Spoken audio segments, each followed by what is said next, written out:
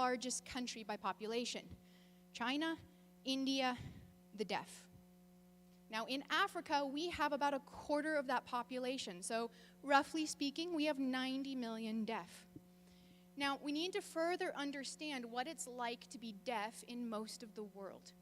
And statistically, 80% of deaf children will never go to school.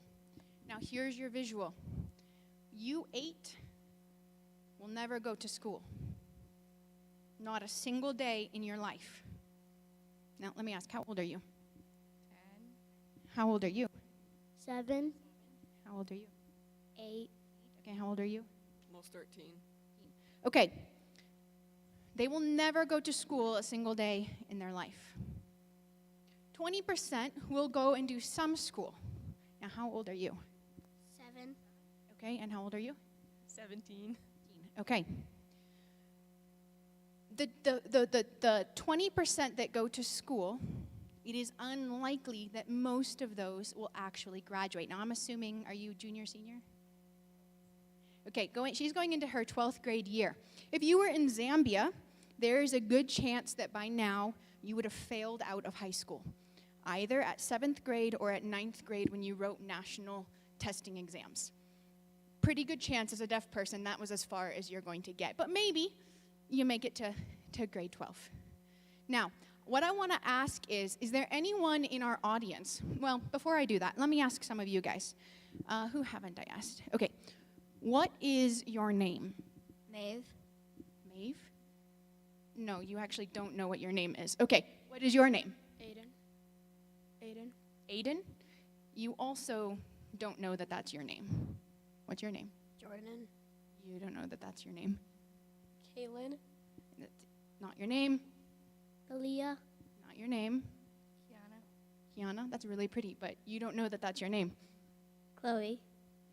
Still, you don't know that that's your name. Trevor. Okay, none of them got the point. I was hoping somebody would eventually say, I don't know what my name is, which would have been the correct answer to that. Not only do you not go to school, but there's a really good chance that you don't actually have any language. You have no ability to communicate with your parents. So you have a name, and you all have very beautiful names. None of you know that you have a name. Now, let me ask, those of you in the audience, do I have anyone that you are a sign language interpreter?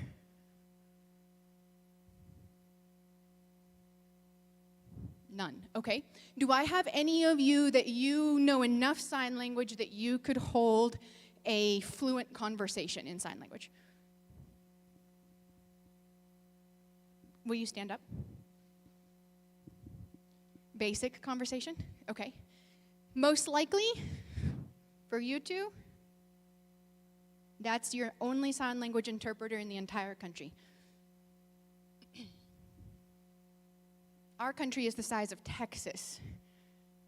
That's your only interpreter. She even said she's not an interpreter. She can have a basic conversation in sign language. Okay, any adults who, or anyone sitting in the audience, who you at least know the finger spelling alphabet. If you know a couple more signs beyond that, that's fine. But you think you could probably get through the finger spelling alphabet. Do I have anybody? Oh, wow, a lot more than I was thinking. Okay, stand up. Okay, ready? You two, those are your teachers. Now remember, you don't hear anything. And you two are the only two who get to go to school. And all the people who just stood up know the finger spelling alphabet. So they're going to teach you all of the classes in school, and you better hope you can pass grade 7, grade 9, and grade 12, because those are national examinations. Okay, thank you. You guys can all have a seat. So this really is the reality of what most of the world, what the statistics say that most of the world is facing when it comes to deaf, the education, and the language barriers. Now, I'm going to stand here so I can see all of you. Now, it doesn't matter that you guys are going to school and you have some language, and it doesn't matter that you guys don't have any language. All of the people behind me, with the exception of your sign language interpreter, because the fact that she knows enough sign language means she kind of likes you. okay? So besides her, the rest of them don't really like you very much. In fact, not only do they not really like you, they're afraid of you. Because they believe that all of you have been cursed. And if they interact with you, they're going to become deaf. Now, your parents kind of like you, and they love you. Let's give them fairness. They love you. They're your parents, but they don't know what to do with you because they can't communicate with you, and everybody around them and the education system and all of that has said that none of you, because you don't have language and you're deaf and you can't learn, you all have mental disabilities. There's no point sending you 8 to school because you're not going to learn anything anyway. Can you imagine that? Kind of a rough life, right? Okay, thank you guys. You guys have been great. Let's give them a hand.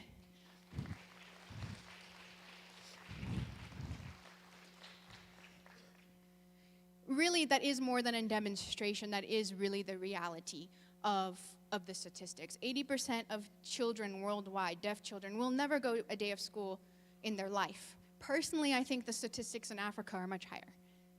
In our part of Africa, we do believe, right, the culture, the poverty, the lack of education, the cultural belief system does further compound the complexity for deaf children, because they do believe in much of Africa, they do believe that those children and subsequently adults in a relational, shame-filled culture, that they are the result of a curse. My students often tell me they would never interact with a deaf person growing up because they were taught from the culture that if they did, they will get that disability. And the belief is that if you're deaf, you have no mental ability. It is the severest form, it would be like the severest form of mental disability that you could have. So it isn't a wonder then, right, that lack of language, lack of education, lack of relationships ends up leaving the vast majority of deaf around the world, but definitely in Africa, isolated. Imagine not knowing your own name. And I didn't make that up. I have a friend who teaches deaf children, and he has named most of the kids in his school because they come in, they don't know their name. And there's no family member who will claim them. So if after several weeks no one shows up and says, hey, that's my child and their name is Abigail, then he names them and teaches them what their name is. And so they're isolated, they're dependent, and they're incredibly vulnerable to abuse. It's very hard to even get the real statistics, but it as much as 50% more likely that anyone with a disability is going to face some sort of abuse, and with the deaf, we believe those statistics would be even higher. They can't speak up, so neglect maybe being the least of all. I mean, I'm not trying to minimize neglect, but perhaps the least of all the abuses would be neglect. But everything from sexual to physical abuse would be taking place in many cases. But far more sobering than all of that is the reality that 98% of 500 million people worldwide do not have access to the gospel.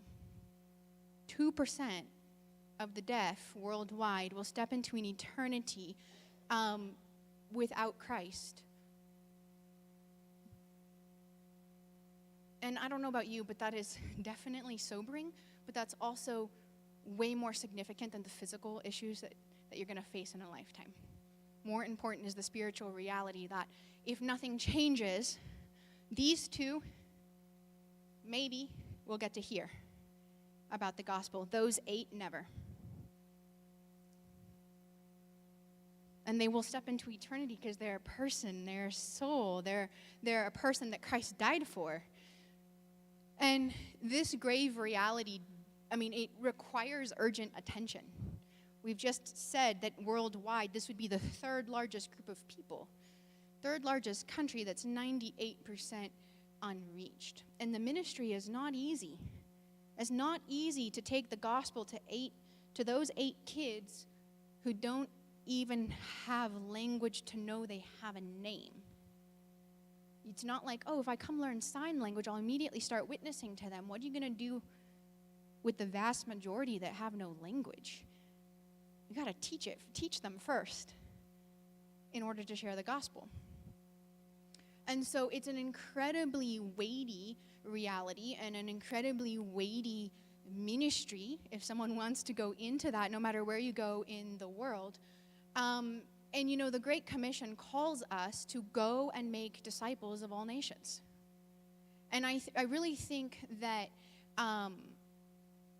we have to remember that all nations is going to include the deaf.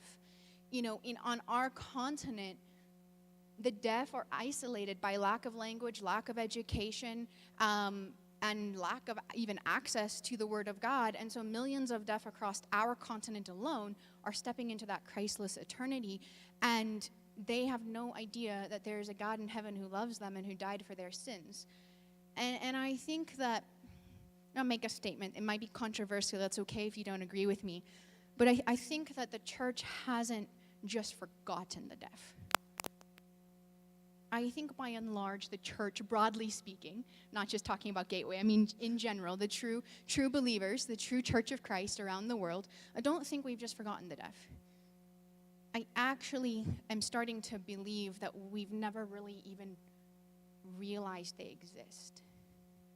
And I come to that through conversations that I have around the world with ministry leaders, members of churches, pastors, and the number of times I've heard pastors who hear that type of an introduction, those statistics, and they shake their head and they're like, Cherith, I've never even thought about the deaf. I didn't know that that's the reality.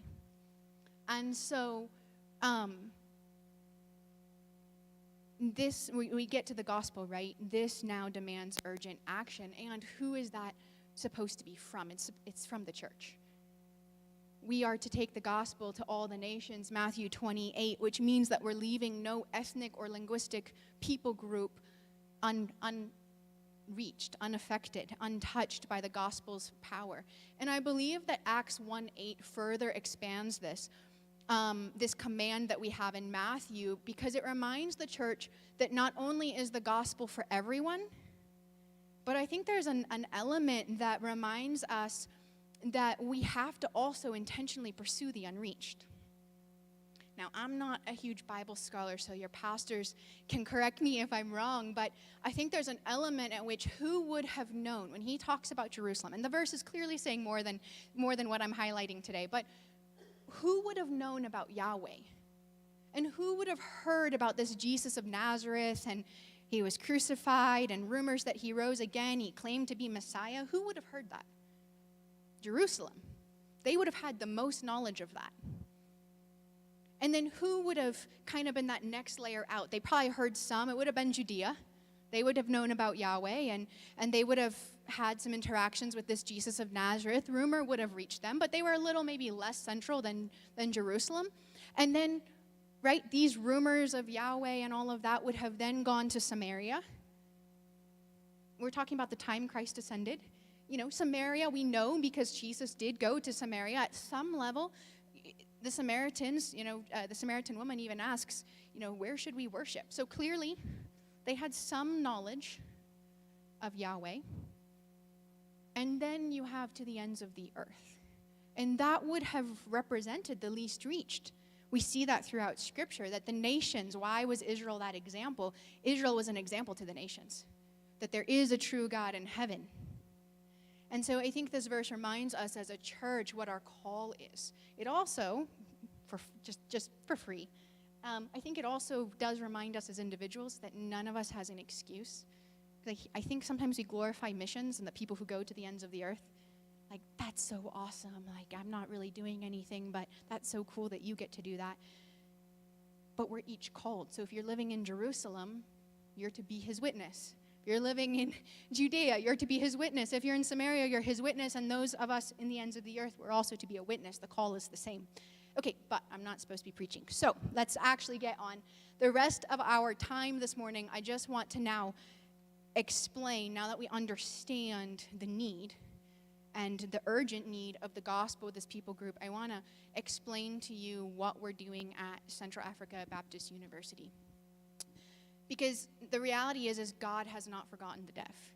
He sees. And he is at work through his church.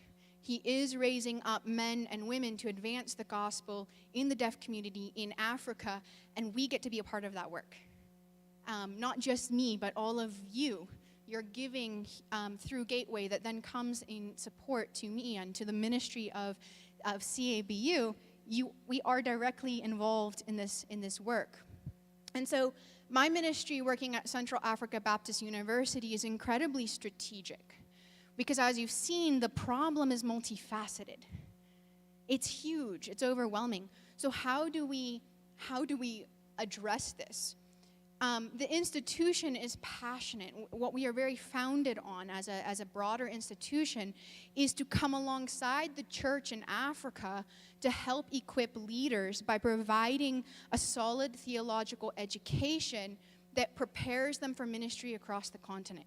That's what the entire university exists to do. We are not the church. We do not send missionaries. That is the call of the church here in the U.S. and in Africa. But what we want to do is come alongside those churches and help equip them. And so specifically in this framework, we believe that it is also critical to train men and women from local churches to reach this least reached people group on our continent. And so we think that is, we believe that's a twofold strategic ministry. So the first solution is we have to equip hearing. We have to address from a biblical worldview, not an American perspective, but a biblical worldview, address essentially a theology of disabilities. And really, I think it should be a theology of humanity. Because I don't think it changes just because somebody might have a disability. And so we have to address that from a biblical worldview, because if not, then there is going to be no burden for this group of people. And then we also have to equip deaf leaders to take the gospel across the continent. And so let me highlight for you a couple of things. I'm gonna steer clear of some of the nitty-gritty of what we actually do at CABU, and I want to highlight for you how God is at work through the program, but how that is affecting the church and how that's affecting the gospel in our city and beyond. So there's two things that I'm involved in. I am the director of Deaf Studies, and this is essentially a minor. And in our minor program, it's also an academic certificate for those who maybe don't want to come full-time to one of our full-time programs. And so this last semester, we've the last couple of years seen incredible growth in the program. When I first came, students would join because they were intrigued. It was different. They weren't sure what they thought about all of this. And so they would sign up to take a class as an elective. Whereas in the last 2 years, and this year we run January to December, so this last January I had 36 students in my entry-level class on deaf cultural studies. You can see them in that middle photo, some of them anyway, in that middle photo. And these are spanning, I don't even know how many churches in our city are represented by that student body. But I did, in addition to that, know that I have at least 2 to 3 international students. One from Congo, one from Kenya. Do you need me to move? Okay. One from Congo, one from Kenya, and I feel like I had a third one that I don't remember where they're from, in these classes. And we're addressing deaf culture from a biblical worldview. In addition, some of our graduates over the last 7 years, so it's a 2-year secular program, so every 2 years we're graduating students out of the program if they stick to the schedule. And in the last couple of years, we've gone from, when I first came to Kitwe, our city, there was one church of like faith and practice that was ministering to the deaf. In the last 2 to 3 years, we've seen that change to more like 6 or 7 churches in the surrounding areas that are now ministering to the deaf. And what has been really neat about that is in the last maybe 2 to 3 years since COVID, we've seen an increase in the number of local church pastors from those churches enrolling in the program. And when I've asked many of them, oh, you're pastor of such and such church, why are you in the program? And they've said, listen, some of your students are members of our church. And they went through your program, and they developed this heart for the deaf, and they came and asked, can we start something? Pastor, we have to start something. And so I said, sure. I had one pastor tell me, I only said yes because I didn't think any deaf would show up. And he said, we had 15 deaf show up the next Sunday. And he said, and they keep coming every week. So I'm in the program because I don't know how to be the pastor of hearing and deaf congregants. I sat down at a round table with 3 of the pastors leading, essentially, they were hearing churches and now have these deaf ministries. I sat down at a round table with them and was just asking them questions about how we could better serve, what were the needs that they're facing in the church. And they told me, they said, listen, we're not interested. Each of them, 3 different churches, all said the same thing. We're not interested in deaf showing up on Sunday morning, sitting in our pew. We interpret the morning service, and we pat ourselves on the back that we have a deaf ministry. He said, that's not what the local church is about. They need to come. They need to get saved. They need to be discipled. They need to join as members. They need to serve. And then we're praying that God will raise up out of some of those, would raise up leaders that we can identify and we can further train to either lead in our churches in some capacity or that we can send to have greater outreach in the deaf community. I wasn't the one saying that. That was pastors who are in our program or who have sat through our program in the last couple of years. And even just telling you about it, I get the same goosebumps because that's what it's about. That's what it's about. It's about the local church and equipping the local church to see the burden and to have the tools to reach the deaf with the gospel. But it's also going beyond our borders. In that last picture, you can see a woman. Her name is Regina, with 3 deaf. Regina's husband studied at CABU in our theology program, went on to seminary. Regina joined, while her husband was in school, the deaf studies program. And Kitwe Church, which is the church that I attend, after, I think, 5 years or 6 years in Zambia, sent Regina and her husband as a church planting with another couple as a church planting team to South Sudan. They are originally from South Sudan. And we sent them as missionaries, church planting missionaries, to South Sudan almost 2 years ago. Regina knew that they would head back to South Sudan and came through our program and said, listen, Cherith, South Sudan, and I don't know, I don't have time to go into it, but I don't know what you all know about South Sudan, but it's war-torn, there's no economy, it's quote-unquote Christian, but it's a mess. And she said, look, I don't think that there's going to be anyone who can work with the deaf, and so I feel like I just should get this certificate and see what God does. They go back, and somehow, I'm not even exactly sure how, the government found out that she was working, was trying to find deaf in the community and was doing Bible studies with them and so on. And so they asked her what qualified her, and they were actually afraid that she was going to take advantage, that the church was going to use disabilities as a way of taking advantage of the people with disabilities. And so she said, I have this certificate. And they're like, prove it. So they showed them the certificate from CABU, and they turned around and said, you are the only person in the entire nation who can work with disabilities, let alone with the deaf. And it's not even the same sign language she learned. She's trying to learn the currently South Sudanese sign language. And so she has been faithfully, single-handedly, as her husband teaches Bible studies for this new church plant, she's been interpreting, and over the course of almost the last year, they've had about 5 deaf that consistently come. In May, Kitwe Church sent one of our elders to help facilitate the signing and the formal recognition of the church plant in Juba, South Sudan, their chartering service. And the person you see signing that document, his name is Obama, and he is deaf. He's been coming to that and is one of the founding chartering members of this new church plant in South Sudan. And that's what it's about. We have our graduates working, and they didn't go to plant a deaf church. And it's not a deaf church. It's church that is ministering to everyone, just as Christ commanded. And so that, for me, is really exciting to just see how God is at work. The second thing that we're doing is training deaf leaders.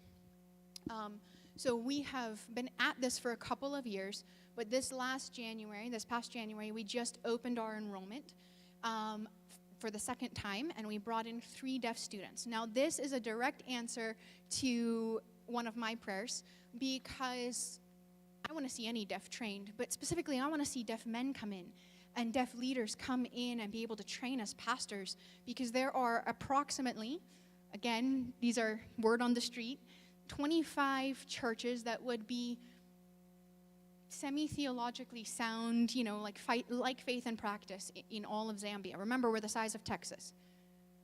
And of those 25, less than half actually have a deaf pastor. Most of those congregations don't have any pastor. And so there's a huge void where we need deaf men who qualify at an academic level, who can receive solid training, who can be discipled and mentored during their time at CABU and go back and help their churches that they're coming from, or be sent to either current churches who need a pastor or to plant healthy deaf churches. And so we have 3 deaf students this year, which has been really exciting because 2 of them are men, and this is the first time we've had deaf men. The one on your left, Peter, is desiring to study pastoral ministry, and Kenyatta is leaning towards doing our missions emphasis. And so it's exciting to see how God will lead them, because who better to share the gospel than those who are intimately understanding of the culture, the joys, the struggles, the perspective of the deaf community. So deaf leaders who are going to be a lot less hindered by cultural barriers should be our strategic partners in planting healthy, indigenous, reproducing local churches across our continent. And so I think where I'm going to end, in our training of deaf leaders is my second role, which has been newer in the last couple of years, and that is to create a disability and access service office, helping CABU draft policy on disability, a statement of disability, and policy for how we're going to handle students with varying disabilities. And in that office, I have 2 fantastic employees. Aaron, which you see, it's kind of faded out with the window behind him, but you can kind of see he is there teaching our computer class and the Bible program for our deaf students directly in sign language. It was not ideal to interpret that class, and so Aaron volunteered to just teach directly in sign language. Aaron is a graduate of CABU from our Bible program. He's currently in seminary at a seminary here in the U.S. online, and he went through our Deaf Cultural Studies program and came back and has working for us as an interpreter, and then he's helped us teach a couple of key courses directly in sign language. Esther, who you see in the middle, has been with us for a while. She is also a CABU graduate from our elementary education program. Her parents are deaf, so she is fluent in sign language because of that. We just, in conjunction with a university here in the U.S., we have been putting her through an interpreter training program, and she just got her bachelor's this last semester, her bachelor's in sign language interpreting. From what we are told, she is the only Zambian in all of Zambia who actually has academic credentialing as a sign language interpreter. There are only 5 professional interpreters in the entire country. All 5 live in the capital, which is 7 hours away, and they almost exclusively work for the government. So we have to train more interpreters in order to train deaf leaders, and so that's been part of our role. You can see Esther on the side photo. She's interpreting in class, one of the Bible classes for our deaf students. So you may ask, what would compel you to leave? I used to live in Colorado, so what would compel you to leave the beautiful Rocky Mountains, the wonderful climate that you have here, the amazing church family, my church family is just down the road from you a ways, to go to the middle of Africa as a missionary? And the answer really is simple. I recognize, as I would assume Gateway does as well, that God has not called us to focus inward. I think sometimes as Christians, as churches, that's easy, focus inward.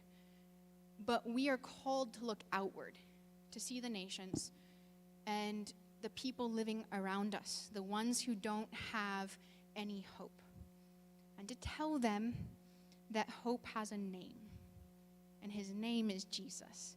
And what better task, no matter where in the world that is.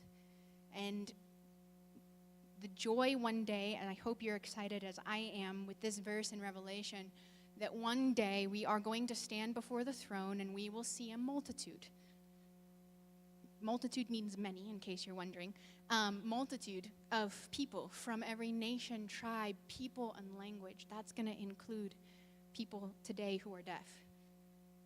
And they will stand before the throne and before the Lamb. And if you keep reading, I love that passage. They're singing worthy, holy, right? They're singing praise alongside of us. And so that is why we go. That is why you give. That is why we partner together for the advance of the gospel. And so I genuinely thank you for your partnership over the last number of years. I hear from some of you from time to time, and it really is a blessing. My contact details are on the screen, but there are some cards out on the table outside, or you can see me and I can hand you one. I do hope you will get in touch. If you're not already on my prayer list, let me know. I can get you added. So definitely see me between the service. I only have 2 minutes, so I think I can take a question.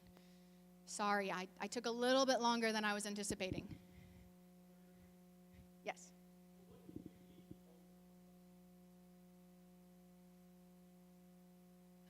That's it. Yeah, so I think a couple answers to that. I think one, and I genuinely mean this, is prayer. That task is huge, and I'm overwhelmed every day. I don't know what I'm doing most of the time, and I need so much wisdom to lead this team, to lead CABU. I shake my head constantly because I'm constantly now being pulled into meetings where people are like, okay, Cherith, what do we do? And I'm like, the institution is going to do whatever I say, and I don't know. So I really desperately need you to consistently pray, and in that, reach out, let me know, build those relationships. Those are so helpful when you feel like you know people, when you travel in the summer. You're not just a bunch of random faces. So that would be one. And then also in that, pray for me this summer. I have to raise about $1,700 in order to be able to go back. That's per month. I'm short $1,700. So giving, praying that God will give, would be pleased to give that before August 13th. I have a plane ticket. I plan to go back. But if I'm not where I need to be, that will be a conversation where the mission board would probably tell me to extend my stay indefinitely. So I know my time is, okay, I have 1 minute, so I can take one more.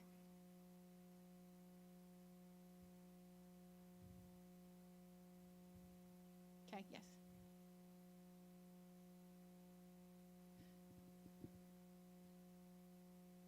Sign language is not universal. It is its own unique language location to location. We do have quite a bit of American influence, but we also have quite a bit of British influence. So I would say maybe 20%, maybe, overlaps in the signs. The structure of the language is very similar. So grammar, all of that is almost the same.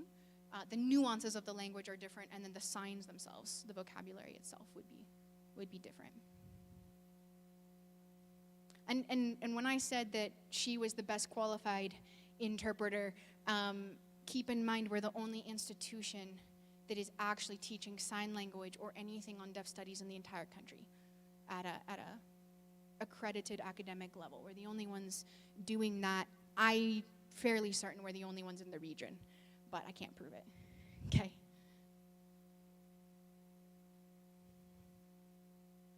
Yeah, so Zambia, the official language is English, and then I did have to do have to learn Zambian Sign Language, which I'm still working on. So, and then before I knew American Sign Language. So I have both, and they often crisscross in my brain. So, yes.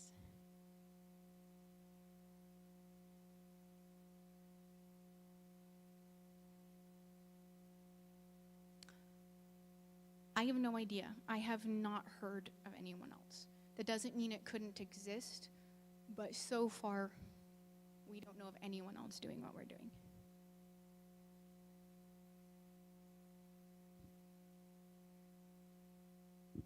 Thank you very much, Cherith. I will close us with a statement and a question. Cherith told us that she believes the church has not forgotten the deaf, but they don't even know they exist. So we can't say that. If we're here this morning, we can't say that anymore. So the question that I ask us to consider is, what will you do? What will you do? What will I do? What will we as a church do? Okay? So we have 30 minutes, and then we will begin our service. I would encourage you, one of the things that Cherith said is build relationship with her. That is much easier from distance if it starts here in person. So Cherith is awesome. Please go introduce yourself to her, get to know her, and we'll see you in a little bit for our service.